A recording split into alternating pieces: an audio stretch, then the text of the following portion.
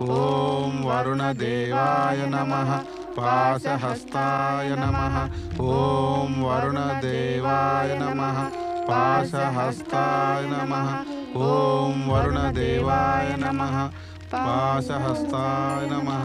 నారాయణ నారాయణ నారాయణ శ్రీమన్నారాయణ నారాయణ నారాయణ.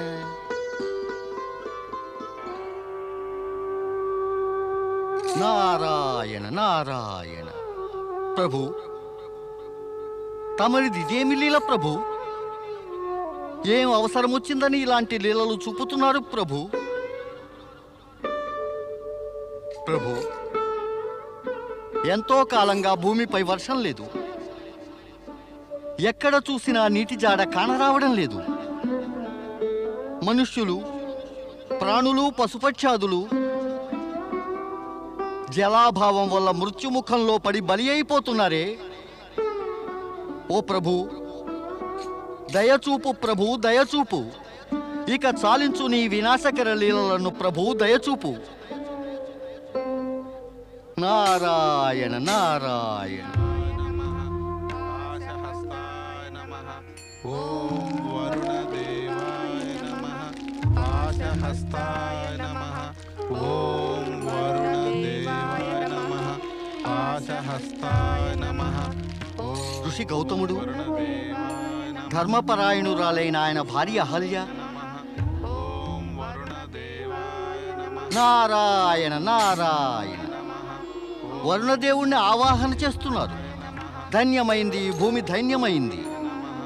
ఇక్కడ కష్టాలను, జనహితం గురించి యోచించేవారు కూడా కొందరున్నారన్నమాట. ధన్యమైంది ఈ భూమి, ధన్యమైంది. ఇలాంటి పుణ్యాత్ముల పుణ్యం ఇక ఎక్కువ కాలం ఈ దుర్భిక్షాన్ని భూమిపై కొనసాగనివ్వదు. నారాయణ నారాయణ. పదనారద, స్వర్గానికి పోదాం. అక్కడ ఆ దేవేంద్రుడు భూలోకపు కష్టాలను గురించి వ్యాకుల పడుతూ ఉంటాడు. నారాయణ నారాయణ.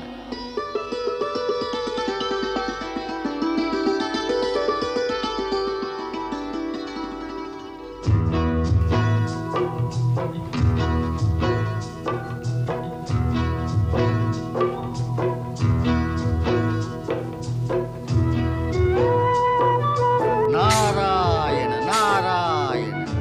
అటు చూడు దేవి, అదిగో అటు చూడు. మయూరము మయూరి రెండు తన్మయత్వంతో నృత్యం చేస్తున్నాయి. అవును స్వామి, ఎంత అందంగా ఉందో కదా. ఈ గగన విహారం ఎంతో ఆనందాన్ని ఇస్తోంది. నారాయణ నారాయణ. గగన విహారం చేస్తున్నారా దేవేంద్ర? అవును దేవర్షి, అందాలు చూస్తూ ఉంటే సంతోషం కలుగుతుంది కదా. తప్పక కలుగుతుంది. కానీ సంతోషంతో పాటుగా మనం నిశ్చింతగా, సురక్షితంగా కూడా ఉంటే సంతోషాన్ని సంతోషంగా అనుభవించగల ఆనందం పరమానందమే అవుతుంది. మా సంతోషానికి ఏదైనా అడ్డు తగులుతుందా దేవర్షి? శచీదేవి, కూర్చునే స్థానం గనక కేవలం ఆసనమే అయితే ఏ ఇబ్బంది కలగబోదు. కానీ అదే ఆసనం సింహాసనం అయితే దానికై శత్రువులంతా కొంతగానైనా తగవులాడడం జరుగుతూనే ఉంటుంది. అలాంటప్పుడు సింహాసనారూఢుడైన అధిపతి భోగ విలాసాలు, అమితోల్లాసాలలో మునిగి స్థిరుడైపోతే అతడి భవిష్యత్తు అస్థిరమైపోతుంది. శచీదేవి, ఈ సంతోష సమయంలో తమరు ఇలా మాట్లాడతారని దేవర్షి. స్వర్గాధిపతులకు ఇలాంటి అమితోల్లాసాలు సహజమే కదా. మరైతే ఇబ్బందులు, కష్టాలు, ఆపదలు కలగడం కూడా సహజమే కదా దేవేంద్ర. గుర్తుంచుకోండి, లోకంలో సృష్టించబడిన భోగాలన్నిటి వెంట ఏదైనా ఒక రోగం ఉండి తీరుతుంది. మరి తమరెందుకు అనుకుంటున్నారు దేవేంద్ర? తమరికి ఈ అధికార ప్రాప్తి భోగాలు అనుభవించడానికేనని? తమకి భ్రమ ఎందుకు కలిగింది దేవేంద్ర? ఈ స్వర్గపు సింహాసనము, ఈ సుఖాలు తమరు అనుభవించడానికే అమిరాయని. సింహాసనంతో పాటు సుఖాలు, ఆ సుఖాల వెంట భోగాలు కలుగుతూనే ఉంటాయిగా దేవర్షి. కాదు, ఎన్నటికీ కాదు, ముమ్మాటికి కాదు. సింహాసనం ప్రాప్తించడం దేవేంద్ర కర్తవ్యాన్ని, బాధ్యతను నిర్వర్తించేందుకే. సుఖాలు లభించటంతోటే వెనువెంటనే బాధితులకు సుఖాలు అందజేయాలి సుమా. కానీ తమరు ఏ అభిప్రాయాలను, సిద్ధాంతాలను, ప్రమాణాలను నమ్ముతున్నారో దేవేంద్ర, వాటిని బట్టి ఆధిపత్యం పొందినవారు పదవిని, స్థానాన్ని, ఇంకా సుఖాలను కేవలం అనుభవించటానికేనని అనుకుంటారు. ఇలాంటిది జరిగినప్పుడల్లా ఆసనం ఊగిసలాడుతుంది. దానివల్ల ప్రకృతి యొక్క శక్తులన్నీ కూడా ఆ సుఖభోగికి విరుద్ధమైపోయి చివరికి అతడి పతనానికే దారితీస్తాయి. వద్దు దేవర్షి, వద్దు. దయచేసి అలా కటువుగా మాట్లాడకండి. నేను చెబుతున్నదంతా కూడా ఆ ప్రకృతి చెప్పేది, చేసేది మాత్రమే. తమరే స్వయంగా ఆలోచించి చూడండి దేవేంద్ర. తమరు భోగ విలాసాల్లో మునిగి తేలినప్పుడల్లా కూడా ప్రతిసారి తమరు దుర్బలులయ్యారు. తమరలా దుర్బలులైనప్పుడల్లా అసురులు బలవంతులై తమపై దాడులు కూడా చేశారు. అనేక మార్లు వారు తమ స్వర్గాన్ని హరించారు కూడా. అప్పుడు తమరు పరిగెత్తి ఏ బ్రహ్మదేవుని వద్దకో, లేదా మహావిష్ణువు వద్దకో, లేకపోతే ఆ పరమేశ్వరుని వద్దకో అసహాయులైపోయి సహాయం కోర వెళ్ళారు. వారెంతకాలం తమరికి సహాయం చేసి ఉద్ధరించగలరు? నారాయణ నారాయణ. అసమయ, అసంతులిత, అనవసరమైన సుఖభోగాలు ఎప్పుడూ ప్రతి ఒక్కరిని దుర్బలులుగా చేయగలవు దేవేంద్ర.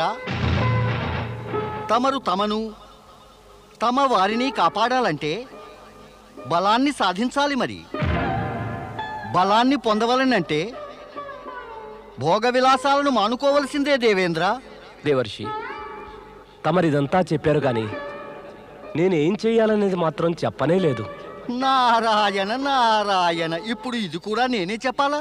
దేవర్షి, ఇక తమరు తప్ప మాకు మార్గదర్శకులు ఎవరున్నారు? ఆహాహా, మార్గదర్శనమా? ప్రియమైన అమూల్యమైన మాట, మార్గదర్శనం. కానీ దేవేంద్ర, కేవలం మార్గాన్ని చూపించినంత మాత్రాన ఏమీ అవదు. ఆ మార్గంపై పయనించడము అవసరమే. అదే శుభదాయకం. నారాయణ నారాయణ. అలాగే తమరు చెప్పిన మార్గంపైనే మేము పయనిస్తాము దేవర్షి. ఎప్పుడు చేస్తారు? ఎలా చేస్తారు? తమరా భూలోకవాసుల బాధలను విస్మరించి ఇక్కడ గగన విహారాలు చేస్తున్నారు. ఆనందోల్లాసాల్లో మునిగి తేలుతున్నారు. పయనమైతే చేస్తామంటారు. నారాయణ నారాయణ. దేవేంద్ర, తమరిది మరువరాదు. అధికారం, ఉన్నతాసనం, పుణ్యప్రాప్తి అనేవి దీనార్తులపైన, పీడితులపైన దయాభావం చూపినప్పుడే ప్రాప్తిస్తాయి దేవేంద్ర. ఇతరులకు సహాయం చేయనంత కాలము తమకు ఎటువంటి సహాయము లభించనే లభించదు. తమరు నిజమే చెబుతున్నారు దేవర్షి. నారదుడెప్పుడైనా అసత్యం పలికాడా దేవేంద్ర? తమరు సత్యాన్ని ఆమోదిస్తూ కూడా సత్యాచరణకు ఉపక్రమించటం లేదే దేవేంద్ర. తమరు భూలోకవాసులకు పూజ్యులే. తమ చాకచక్యాన్నంతటినీ ప్రయోగించి భూలోకవాసుల కష్టాలను నివారించ ప్రయత్నించండి. దేవర్షి, భూలోకవాసులకు గల కష్టాలు ఏమిటి? దేవేంద్ర, తమరికి ఈ మాత్రం కూడా తెలియదా ఎవరికే కష్టమో? నారాయణ నారాయణ. వరుణదేవుణ్ణి ఆవాహన చేయండి. ఒకవేళ ఆయనకు తెలుస్తుందేమో. వరుణదేవా, ప్రత్యక్షం కండి.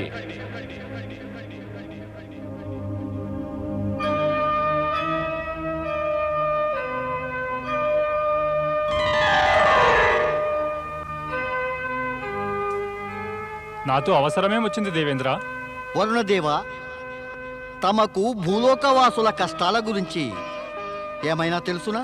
క్షమించండి దేవర్షి, నాకు భూలోకవాసుల కష్టాలేమిటో తెలియదు సుమా. భూమిపై పనులు ఎలా జరుగుతాయి? ఎవరు ఆమోదిస్తారు తమని జలదేవతగా? ఎంతవరకు? సామాన్య ప్రజలు తమని గౌరవంతో ఆమోదించరు సుమా. సహ్యాద్రి ప్రాంతంలో భయంకర కాటకం వచ్చింది. కాటకం తమకేమీ తెలియదాయే. అయ్యో, మానవులైన గౌతమ మహర్షి, ఆయన భార్య అహల్య జనహితం కోరి తపస్సు చేస్తున్నారు. తమరేమో నారాయణ నారాయణ. నాకు తమ సూచన అర్థమైంది దేవర్షి. నా ఉద్దేశ్యం తమకు సూచనప్రాయంగా తెలియచేయడం మాత్రమే కాదు వరుణదేవా. నా ఉద్దేశ్యం తమరిని ప్రజల బాధల నివారణకు ప్రేరేపించడం కూడా. వారిని బాధా విముక్తులను చేయండి. నేనిక ఇప్పుడే భూలోకానికి ప్రయాణమవుతాను. నారాయణ నారాయణ.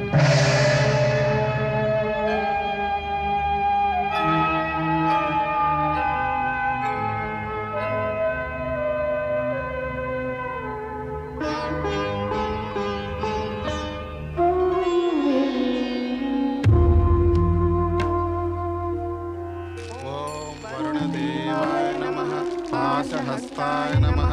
ఓం వరుణదేవాయ నమః పాశహస్తాయ నమః. ఓం వరుణదేవాయ నమః పాశహస్తాయ నమః. ఓం వరుణదేవాయ నమః. ఓం వరుణదేవాయ నమః పాశహస్తాయ నమః. ఓం వరుణదేవాయ నమః ఋషివర్య, పాశహస్తాయ నమః. ఓం ఋషి గౌతమ, అహల్యాదేవి, వరుణదేవా ప్రత్యక్షమయ్యారా? ప్రణామం.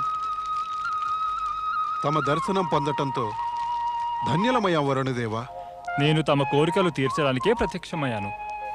చెప్పండి ఋషివర్య, తమ కోరిక ఏమిటి? వరుణదేవా, నేను నా కోసమని కాదు, ప్రజాహితాన్ని కోరి తమరిని తలుచుకున్నాను.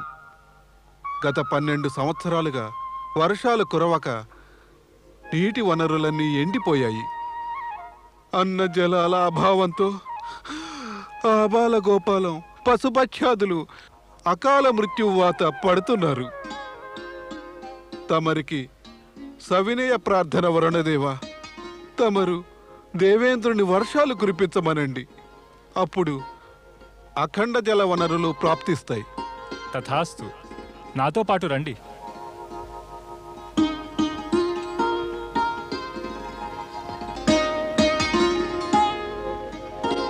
ఓం నమః శివాయ.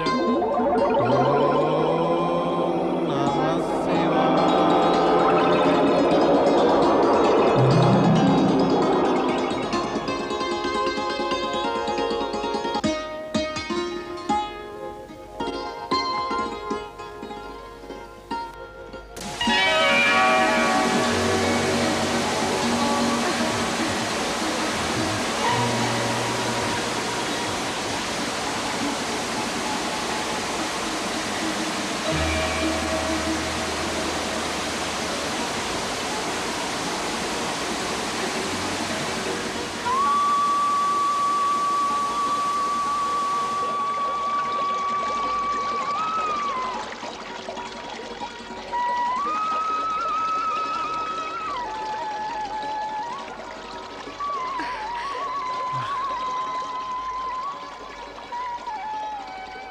వరుణదేవ, తమకు శతకోటి ప్రణామాలు.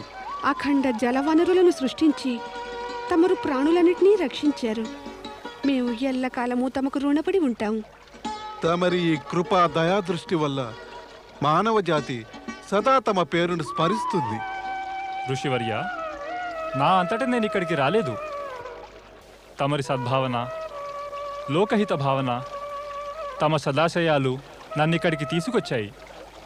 అందుచేత లోక కళ్యాణపు శ్రేయస్సు నాది కాదు, తమరిదే.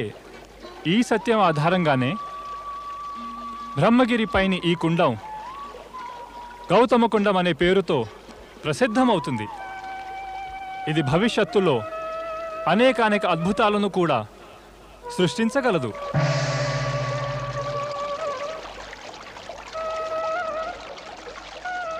ఓం వరుణదేవాయ నమః.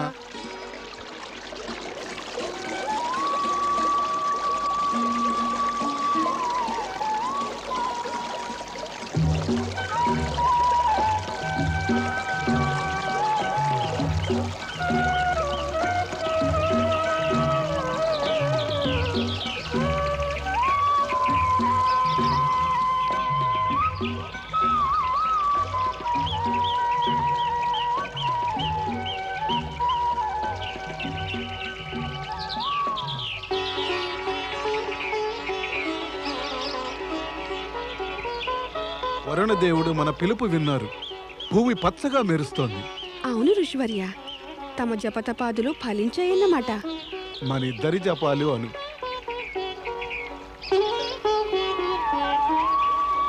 ఓం నమః శివాయ, ఓం నమః శివాయ, ఓం నమః శివాయ, ఓం నమః శివాయ, ఓం నమః శివాయ, ఓం నమః శివాయ, ఓం నమః శివాయ, ఓం నమః శివాయ.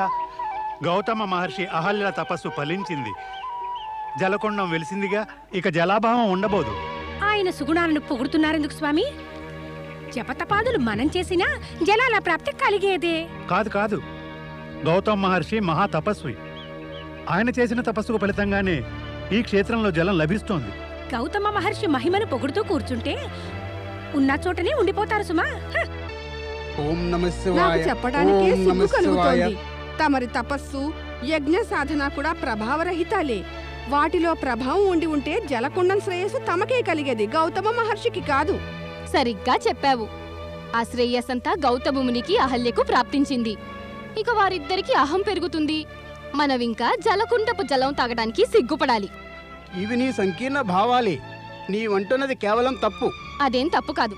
వారిద్దరికీ ఎప్పటికీ అహం తగ్గదు. ఆ జలప్రాప్తి వారి తపోబలంతో కలిగిందని మనమంతా సదా సిగ్గుపడాలి. మన భర్తలకు తపోబలం ఏమీ లేదని తేలిపోయింది. ఇంతకు తపోబలంతో జలాన్ని సాధించగలిగిన భర్తలను పొందటానికి మనం నోచుకోలేదు. ఇక ఇప్పుడు విచారించి ఏం లాభం? పరిస్థితి తెలుసుకో. గౌతమ్ మహర్షి మహత్తుతో పోలిస్తే మనం ఏపాటి? అందువల్ల మనం ఇంకా ఎల్లకాలము అహల్యాదేవి ఎదుట తలెత్తుకోలేము. ఇక మనం ఇప్పుడు కూడా జలకుండం నుంచి జలం తీసుకునొస్తే అక్కడ అహల్య ఉండనే ఉంటుంది. గర్వంతో నిక్కుతూ మనమంతా తలవాల్చుకుని మౌనంగా జలం తెచ్చుకుని తిరిగి రావాల్సిందే కదా. ఇలా మనం ఋషిపత్నులే పుట్టడం కన్నా పశుపక్ష్యాదులే పుట్టి ఉంటే బాగుండేదేమో. మనం పుట్టకుండా ఉంటేనే మరీ బాగుండేదేమో. ఎంతకాలం ఇలా అదృష్టాన్ని తిట్టుకుంటూ ఉంటాం? పదండి, నీళ్లు తెచ్చుకుందాం.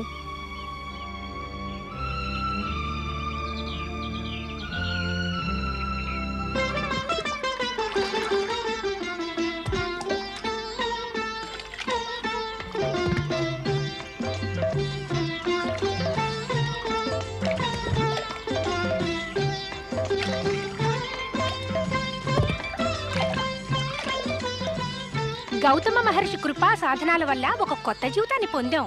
మన కుటుంబాలు ఆయన వల్లనే సురక్షితంగా ఉండగలుగుతున్నాయి. ఆయన ఉపకారాన్ని మనం ఎప్పుడూ మర్చిపోలేము.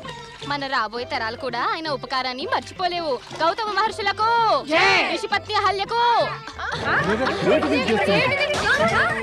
అమ్మలారా, కాస్త వేచి ఉండండి. ఈ ఆటవీకులు నీరు నింపుతున్నారు. ఆ పిమ్మట మీరు మీ పాత్రలు నింపుకోండి. అవును అమలారా, వీరందరూ ఎప్పటినుంచో ఉన్నారు. వీరి పాత్రలు నిండగానే మీరు కూడా నింపుకోండి. అలాగే. మరే వారి పని మాకంటే ముందుగా జరగాలిగా. అలా చెప్పు. వీళ్ళకి ముందుగా నీరెందడం ముఖ్యం కదూ. గౌతమ మహర్షికి ఆయన భార్యకు గర్వం పెరిగిపోయింది. ఈ జలకుండానికి వీరే స్వాములు, అధికారులునని.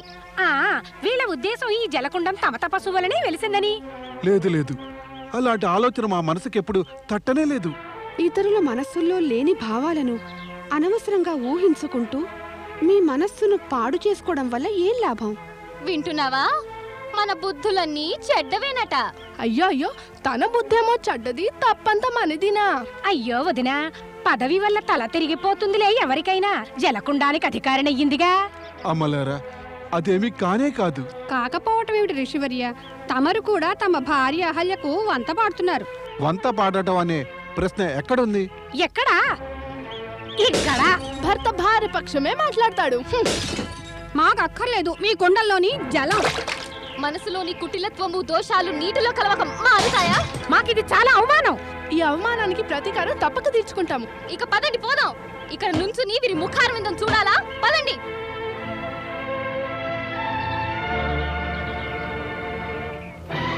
దేవి అహల్య, ఈ ఋషిపత్నులతో తగాదా మంచిది కాదు. నేనేం చేశాను? కేవలం వేచి ఉండమన్నాను, అంతే. ఎంత గర్వం, ఎంత అతిశయం! మన అవమానానికి ప్రతీకారం తీర్చుకోవాలి. తీర్చుకోవాల్సిందే. మన భర్తలు సమర్థులైతే ఇటువంటి పని జరిగేదా అని. ఏమైంది దేవి? మీరంతా నీటికే వెళ్ళారు? మీ జలపాత్రలు, కుండలు ఏవి? పగలగొట్టాం. వారి అతిశయము మా అవమానము రెండూ ఢీకున్నాయి. చెప్పరాదు, ఏం జరిగింది? జరిగేదేముంది? అదే అహంకారం. అహల్యకు గౌతముడికి అహంకారం పెరిగింది. వారి యొక్క తపోబలం వల్లనే జలకుండ ఇక్కడ వెలిసిందని. గౌతమ్ మహర్షికి అహంకారం లేదే. నిజం చెప్పాలంటే మాత్రం జలకుండం వారి తపోబలం వల్లనే వెలిసింది. అంటే మేం చెప్తున్నది అసత్యం అంటారా? ఇంతకు మీకు కావాల్సిందేమిటి? ప్రతీకారం. ప్రతీకారం. ఎలాంటి ప్రతీకారం? మా అవమానానికే మరేమిటి?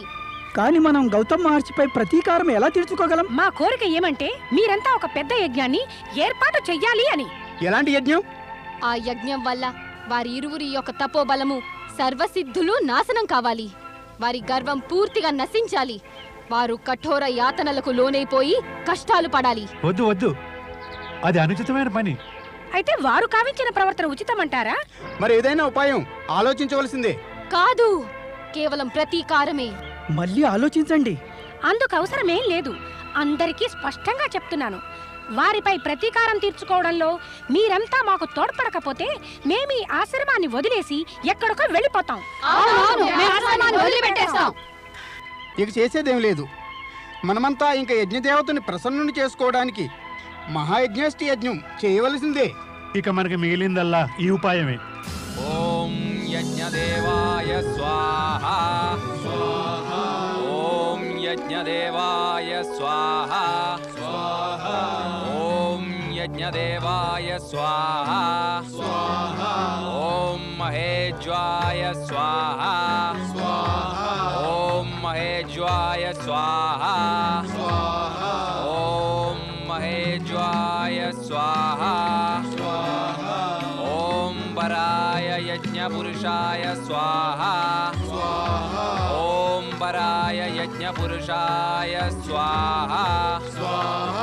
ఓం వరాయ యజ్ఞపురుషాయ స్వాహా. ఓం వరాయ యజ్ఞపురుషాయ స్వాహా.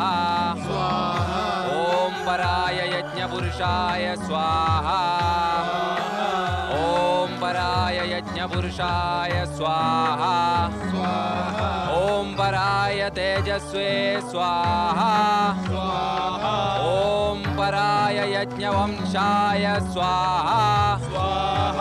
ఓం వరాయ తేజసే స్వాహా.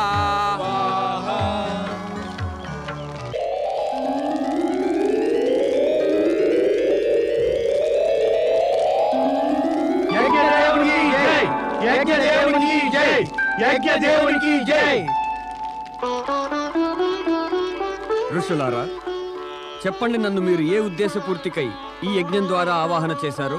యజ్ఞదేవ, మేము గౌతముడు అహల్యలపై మా అవమానానికి ప్రతీకారం తీర్చుకోవాలి. ప్రతీకారం మీరు తీర్చుకోదలిస్తే అందుకు నా అవసరమేముంది? యజ్ఞదేవా, తమరు వారిద్దరిని నాశనం చేయండి. నాశనం చెయ్యాలా? నేనా? అవును యజ్ఞదేవ, వారిని నాశనం చేయండి. ఆశ్చర్యం, పరమాశ్చర్యం. ఋషులు యజ్ఞాలు చేసేది లోక కళ్యాణానికి, నిర్మాణానికే. దేవతలు ప్రత్యక్షమయ్యేది సుఖ సంపదలను, వరాలనివ్వడానికే. కానీ ఇక్కడ మీరంతా కోరుకుంటున్న వినాశం ఎవరిది? లోక కళ్యాణాన్ని కోరుతున్న వారిదే. ఇంకా ఈ వినాశ కార్యాన్నేమో నా చేత చేయిద్దామనా? ఇలా ఋషులు, దేవతలు సైతం వినాశ కార్యాలకై నడుము కట్టినట్లయితే ఇక అసురులకు, దైత్యులకు చేయడానికి మిగిలేదేముంటుంది? ఇలా సురాసురులు, ఋషివర్యులందరూ వినాశ కార్యాలకు ఒడిగడితే యావత్ ప్రపంచము నరకమే అయిపోదా? ఆవాహన చేశారు గనక నా చేత ఏదైనా లోక కళ్యాణ కార్యాన్ని చేయించుకోండి. వినాశ కార్యాలను ఎవరైనా పిలవకుండానే ఆపినా ఆగకుండా చేస్తారు కదా. వారికి అహంకారం పెరిగిపోయింది యజ్ఞదేవా. అహంకారాన్ని నాశనం చేయడం కూడా లోకహిత కార్యమే. వారికి అహం పెరిగిందని మీరే అంటున్నారు, నేను కాదు. మీరు నమ్మేదంతా నేను కూడా నమ్మనవసరం లేదు. నేను గౌతమ్ మహర్షికి హాని తలపెట్టను. తమరు దుర్భావనలను మర్చిపోయి ఏదైనా వరం కోరండి. అదే మీకు హితము, ఉచితము కూడా. యజ్ఞదేవ, మా ఆవాహనకు ప్రత్యక్షమైన మీరు మేము చేసిన యజ్ఞ ఫలాన్ని మాకు ఇవ్వక తప్పదు. అందుకే కదా నేను వచ్చినది. యజ్ఞఫల రూపంలో మేము గౌతముడు, అహల్యుల వినాశనాన్నే కోరుతున్నాము. యజ్ఞఫలం అనేది వినాశ రూపంలో ఎప్పుడూ లభించదు, భవిష్యత్తులో అలా జరగబోదు కూడా. వినాశం ఇలాంటి యజ్ఞం వంటి పవిత్రమైన, మంగళప్రదమైన కార్యం వెనుక దాగదలిస్తే ఈ భూమిపై మృత్యువు ఇక దుర్భావననే గజ్జగట్టి, దుఃఖము, బాధలనే మృదంగంపై కరాల నృత్యం ఆరంభిస్తుంది. ఇప్పుడేం చేయాలి? యజ్ఞదేవుడు గౌతమునికి చేతుల హాని కలిగించరు. అయితే పరోక్షంగా చేయమందాం. అలాంటి యుక్తి ఏదో పన్నాలి. ఒక ఉపాయం ఉంది. ఏమిటది? ఓ యజ్ఞదేవ, తమరు గనుక ప్రత్యక్ష రూపంలో గౌతమునికి హాని చేయదలచకపోతే మా ప్రార్థన ఒకటి మన్నించండి. ఏమది? తమరొక బక్క చిక్కిన చావబోతున్న గోవు రూపాన్ని ధరించి గౌతమ మహర్షి ఆశ్రమానికి వెళ్ళండి. అక్కడికి వెళ్ళి మీ ప్రాణాలను విడవండి. అప్పుడు ఆయనకు గోహత్యాపాతకం తగులుతుంది. మేమంతా ఆయనను ప్రాయశ్చిత్తం కోసం బలవంత పెడతాం. ప్రత్యక్షంగానో లేక పరోక్షంగానో మీరు నా ద్వారా గౌతమ మహర్షికి హాని చేయబోనుకున్నారు. ఇది అనుచితమే. మీరంతా ఏదైనా పనికొచ్చే వరం కోరుకోకూడదా? యజ్ఞదేవా, ప్రత్యక్షమైనాక తమరు మాకు యజ్ఞఫలాన్నివ్వక తప్పేది లేదు. యజ్ఞఫలం అనేది యాచకుల ఇచ్ఛానుసారమే ఇవ్వబడుతుంది. తమరు మా ప్రార్థన మన్నించక తప్పదు. ప్రత్యక్షమయ్యాను గనక ఫలాన్ని ఇవ్వక తప్పేది లేదు. నేను చనిపోయే గౌనవుతాను. ఇక చూడవలసిందే వారిద్దరి దుర్దశ ఎలా ఉంటుందో. గౌతముడు అహల్య ఇద్దరూ కళంకితులైపోతారు. కళంకం అంటే మృత్యువుకు సమానమే.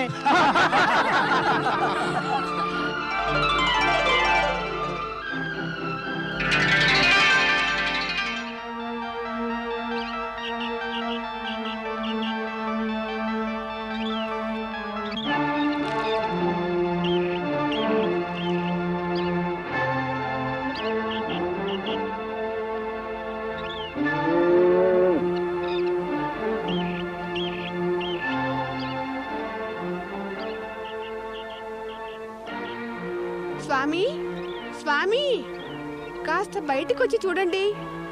ఒక బక్క చిక్కిన ఆవు ఎక్కడి నుంచి వచ్చిందో గాని మన ఆశ్రమానికి వచ్చింది. మనం దీన్ని కాపాడి సహాయం చేయవలసిందే. అరేరే, ఏమైంది?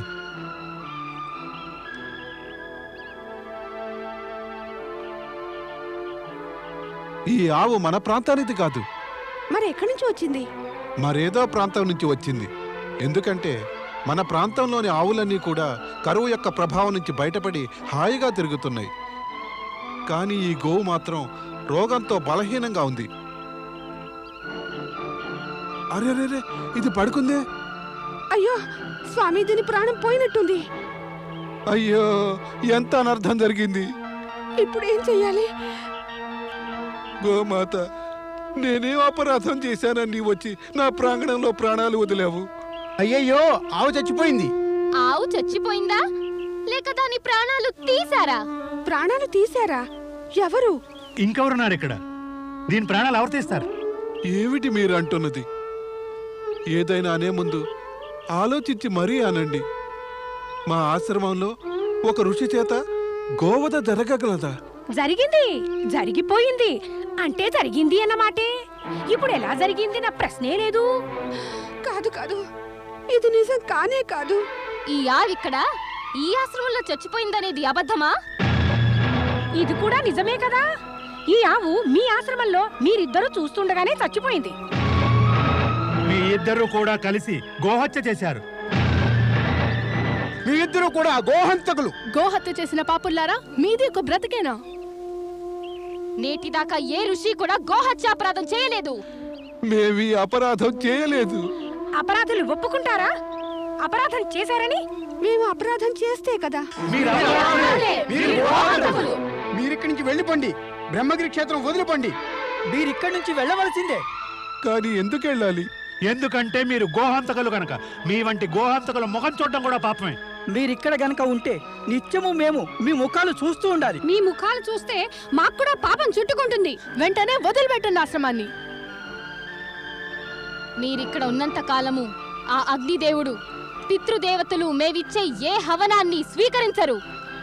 మీ పాపాల నీడను మాకు తగలనివ్వకండి. వెళ్ళండి, వెళ్ళిపోండి ఇక్కడి నుంచి. ఆ కారణంగానే గోహత్యాపాతకం మాకు అంటగడుతున్నారు. అసలు ఈ బలహీనమైన ఆవు ఎక్కడి నుంచి వచ్చిందో దీన్ని కాపాడుదామంటే ఈ లోపలే. చాలు చాలు, మీరు మాకింకేమీ చెప్పనవసరం లేదు. ఇప్పుడు మీరిద్దరూ వెంటనే ఈ ఆశ్రమాన్ని వదిలి వెళ్ళకపోతే మేము సహ్యాద్రి క్షేత్రంలో ఋషాశ్రమ వాసులను పిలిచి మీ గోహత్యా పాతకాన్ని వారి ముందుంచుతాం. ఇలాంటి అనర్థాన్ని ఎందుకు తెచ్చి పెడుతున్నారు? ఎందుకంటే మీరు గోహంతకులు. స్వామి, అకస్మాత్తుగా మనకి విపత్తు ఎలా కలిగింది? విధాత కనికరించకపోతే ఇలాంటి సంఘటనలే జరుగుతాయి దేవి. అంత కాలమహిమ అయి ఉండాలి. మీ వేదాంతాలు మీ ఏడుపులు ఎక్కడికైనా వెళ్ళి కానివ్వండి. మీరంతా అంగీకరించినట్టేగా మేము గోహత్య చేశామని. ఇక మేమేం చెప్పినా మీరు ఏమీ వినిపించుకోరు. అయితే సరే, కానీ ఒక్క మాట మాత్రం చెప్పండి. మాకు ప్రాయశ్చిత్తానికి, చేసిన పాపం పోవటానికి ఏదో మార్గం ఉంటుంది. అవును, అన్ని పాపాలు కడిగేసుకోవడానికి పద్ధతి ఉంది. ఇప్పుడు నువ్వు చేసిన పాపాలను ప్రకటిస్తూ 3 మార్లు బ్రహ్మగిరి చుట్టూ ప్రదక్షిణ చేయాల్సి ఉంటుంది. నీ పాపాలకు ప్రాయశ్చిత్తం చేయదలుచుకుంటే ఆ గంగను ఆవాహన చేసి గంగాజలంలో స్నానమాచరించి నీ పాప ప్రక్షాళన చేసుకో. ఇదే నీకు ప్రాయశ్చిత్తం అవుతుంది. మాకు సమ్మతమే, ప్రాయశ్చిత్తం చేసుకుంటాం. మేమిద్దరం పరమేశ్వరుణ్ణి ఆరాధిస్తూ ఇక్కడ పార్థివ పూజలను చేస్తాం. అంతేకాదు, బ్రహ్మగిరికి ప్రదక్షిణ చేసి అనుకున్నట్టుగా ప్రాయశ్చిత్తం చేసుకుంటాం. కేవలం ఇదంతా చేస్తే ప్రాయశ్చిత్తం పూర్తవదు. మీరు గంగను బ్రహ్మగిరి దాకా తీసుకురావాల్సిందే. నీవు గంగను ఈ బ్రహ్మగిరి పర్వతం వద్దకు తీసుకురానంత వరకు నీవు చేసుకున్న ప్రాయశ్చిత్త అసంపూర్తే. లేదమ్మలారా, పూర్తిగా ప్రాయశ్చిత్తం చేసుకుంటాం. జీవితం అంతా చేసుకోవాలి ప్రాయశ్చిత్తం.